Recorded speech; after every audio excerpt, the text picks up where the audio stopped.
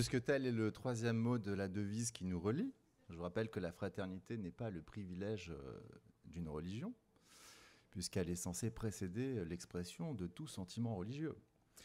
Mais ce n'est que le troisième mot de notre devise, parce que si on met la fraternité en premier, comme le faisait remarquer le philosophe Alain, qui n'est pas parmi nous, pour des raisons professionnelles et métaphysiques et physiques, comme le faisait remarquer le philosophe Alain, qu'est-ce que je disais ? Fraternité, oui, bien sûr. Si les hommes étaient tous frères, ça veut dire que le communisme serait la vérité du régime qui doit nous relier. Donc la fraternité, on la met en troisième, parce qu'en premier, on met la liberté. Pourquoi on ne met pas l'égalité en premier ? Parce que si nous étions tous au fond d'un cachot, on serait tous aussi à égalité. C'est une remarque que fait Rousseau dans du contrat social. Et la sécurité également, elle n'est pas dans la devise. Pourquoi ? Parce qu'on est en sécurité au fond d'un cachot. Bon, voilà, c'était des remarques liminaires, mais bien chers frères et sœurs, autant pour moi. Mais oui, bien sûr, mais bien chers frères et sœurs, où avais-je la tête ? C'est dangereux, il faut faire très attention. Alors, vous avez remarqué tout à l'heure, quelqu'un a dit, alors j'ai noté les noms, mais la fatigue, voilà, c'est Farhad Khosrow-Khavar, qui a fait remarquer que la paix pouvait naître de la fatigue. Lorsque deux camps étaient tellement épuisés de s'assassiner les uns les autres, on pouvait finir, non pas pour des raisons de tolérance, mais parce que le combat cesse faute de combattants, finir par faire la paix. C'est vrai et c'est faux parce que vous avez vu qu'à la fin d'une longue après-midi, la fatigue s'est fait sentir sous la forme d'un début de conflit qui, pour n'être armé que d'arguments, n'en est pas resté moins vif, mettant en péril une amitié vieille de plusieurs décennies.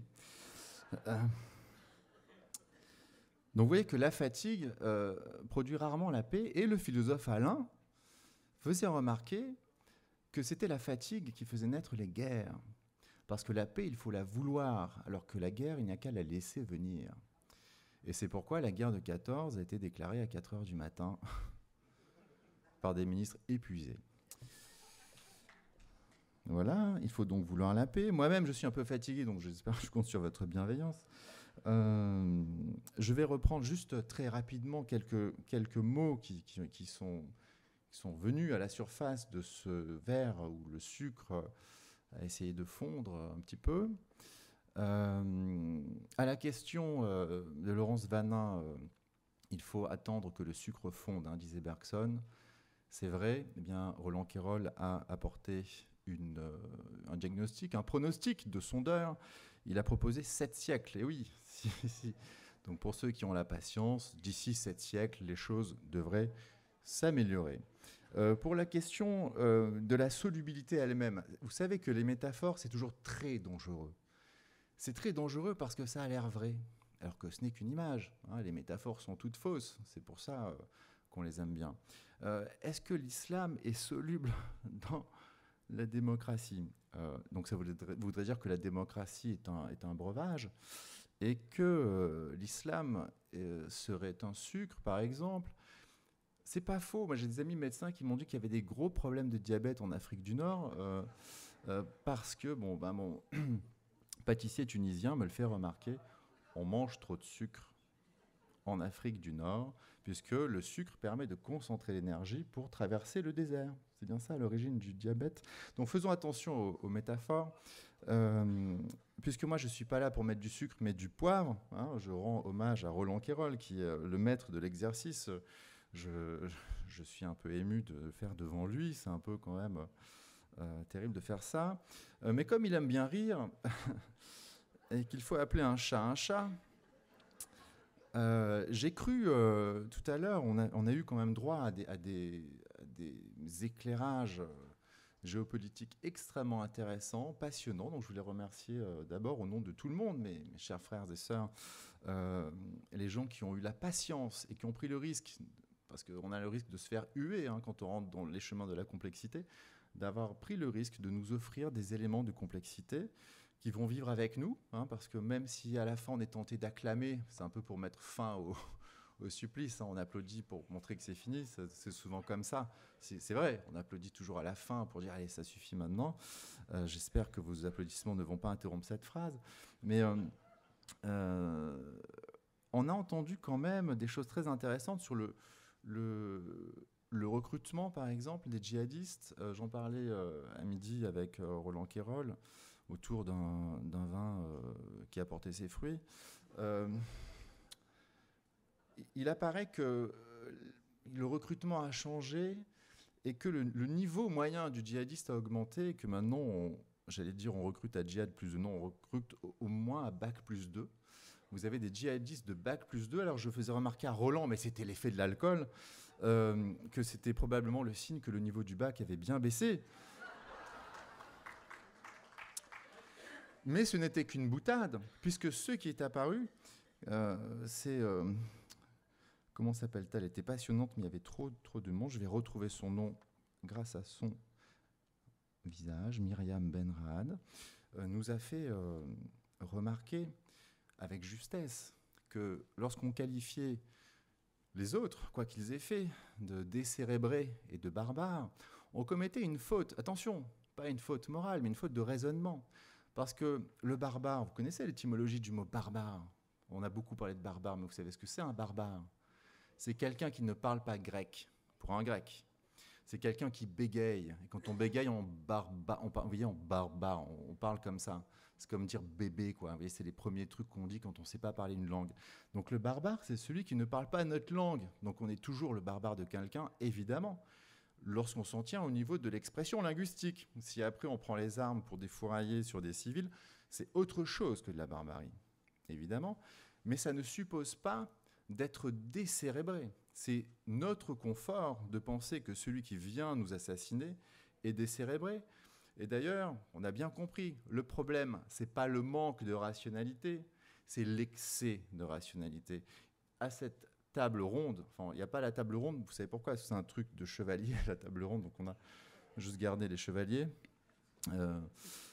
C'est très difficile de faire l'accord entre des esprits parce que chacun veut absolument avoir raison. Et moi-même qui vous parle, je suis tout près de céder à cette tentation parce qu'avoir raison, c'est être du côté de l'absolu. Et quand on est du côté de l'absolu, tous les autres nous deviennent relatifs. Et donc on les nie. Celui qui a raison, il va nier tous les autres qui ont parlé avant lui. Donc j'espère que je ne vais pas avoir raison. Et donc je me suis appuyé sur ce qu'on appelle les humanités. C'est quoi les humanités ? Ce sont des gens avec qui on ne peut pas entrer en rivalité parce qu'ils sont morts. Et ils nous éclairent comme des étoiles qui ne sont pas mortes puisqu'elles continuent de briller. Alors je vous propose de terminer cette journée qui a échappé grâce à la retenue, à la mesure, à la fraternité qui nous lie, désir d'être ensemble, échapper à un conflit et ne pas en être venu aux mains. Je vous propose 3 textes pour terminer. Le premier texte, je l'adresse à Nadia El-Fani, qui a eu le courage de parler de la laïcité. Et écoutez bien, c'est du grain de poivre. Hein. Le plus poivré des philosophes, il s'appelait Nietzsche. Alors écoutez bien, c'est très poivré. Hein. Vous pouvez le huer, il n'est pas là, il s'en fout. Et moi, je ne suis que l'intermédiaire entre lui et ce texte. Vous savez, on a passé la journée à essayer de comprendre les raisons. Eh bien, c'est une formule favorite des mous et des gens sans conscience. Tout comprendre, c'est tout pardonner. C'est également une sottise. Oh, si seulement on voulait toujours attendre de comprendre d'abord, il me semble qu'on en viendrait très rarement à pardonner. Et en fin de compte, pourquoi faudrait-il justement pardonner lorsqu'on a compris ? À supposer que je comprenne parfaitement pourquoi j'ai raté cette phrase, n'aurais-je donc pas le droit de la biffer ? Il y a des cas où l'on biffe un homme parce que on l'a compris.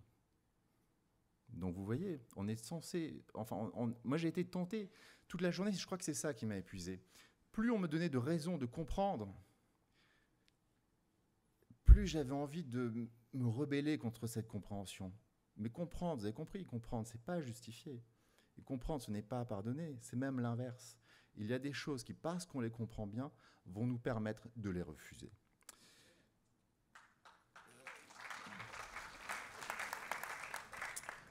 Friedrich Nietzsche vous remercie de ses applaudissements.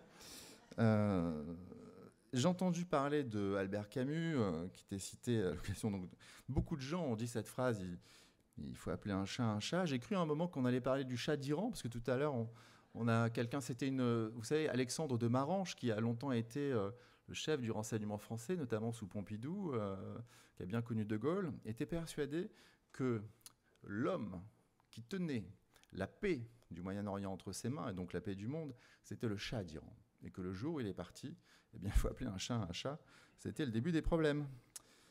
Eh bien, Albert Camus, qui était cité à l'occasion, puisque c'est vrai, c'était quoi la phrase exactement ?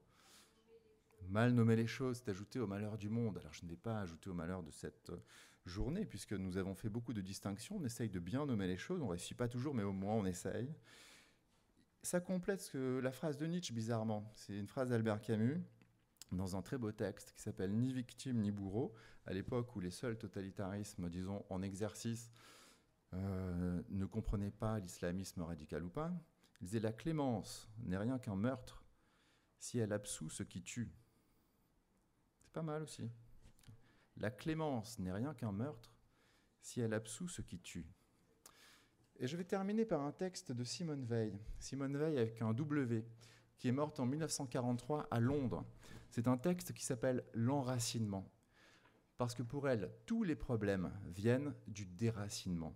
On a entendu tout à l'heure, c'était un exemple très intéressant, quand on demande à un jeune garçon de culture musulmane, mais qui ne pratique pas, s'il a des revendications, oui, la construction d'une mosquée, c'est parce que ça ferait plaisir à ma famille. Bon, pourquoi pas? Albert Camus disait aussi qu'il préférait sa mère. Pourquoi pas? On a besoin d'enracinement. Ça fait partie des besoins fondamentaux de l'âme humaine. Je vous invite à lire ce livre. Moi, c'est mon livre de chevet, L'enracinement de Simone Veil. Écoutez ce qu'elle dit sur la propagande. Parce que toute la journée, ce qu'on a entendu, c'est qu'on a cherché des raisons à des actes dont nous savons profondément qu'ils sont injustifiables. Eh bien, ce n'est pas incompatible. Pourquoi? Écoutez bien ce que dit Simone Veil. Elle parle de Adolf Hitler qui avait compris la propagande, qui était un génie de la propagande. Écoutez ce qu'elle écrit. L'observation géniale d'Hitler sur la propagande, à savoir que la force brutale ne peut pas l'emporter sur des idées si elle est seule, mais qu'elle y parvient aisément en s'adjoignant quelques idées d'aussi basse qualité qu'on voudra. Cette observation fournit aussi la clé de la vie intérieure. Aucune pensée n'est de qualité trop médiocre pour cette fonction d'allier de la chair, mais il faut à la chair de la pensée pour allier. Dans les moments suprêmes, qui ne sont pas nécessairement ceux du plus grand danger, mais ceux où l'homme se trouve devant le tumulte des entrailles, du sang et de la chair, seul et sans stimulants extérieurs, ceux dont la vie intérieure procède tout entière d'une même idée sont les seuls qui résistent. Vous avez compris que ce n'est pas un compliment. C'est pourquoi les systèmes totalitaires forment des hommes à toute épreuve. Et écoutez la fin. La patrie ne peut être cette idée unique que dans un régime de genre hitlérien. Je vous remercie pour votre attention.